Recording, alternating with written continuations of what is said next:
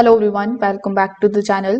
In today's video, I'm going to show you exactly how to fix VicoHome camera not connecting to Wi-Fi in 2026.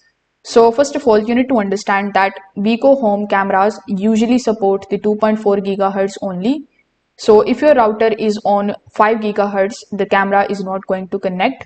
So in this situation, you need to make sure that you switch to 2.4 GHz Wi-Fi before even starting the setup. Now, if setup failed before, you can just simply restart it first. For that, you just have to press and hold the reset button for about 10 to 15 seconds.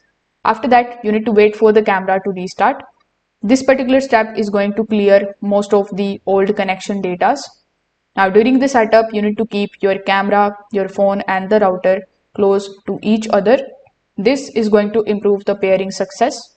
While adding the camera in the application, make sure that you enter the correct Wi-Fi password, avoid any special characters in Wi-Fi name if possible, and make sure that there is no typing mistakes.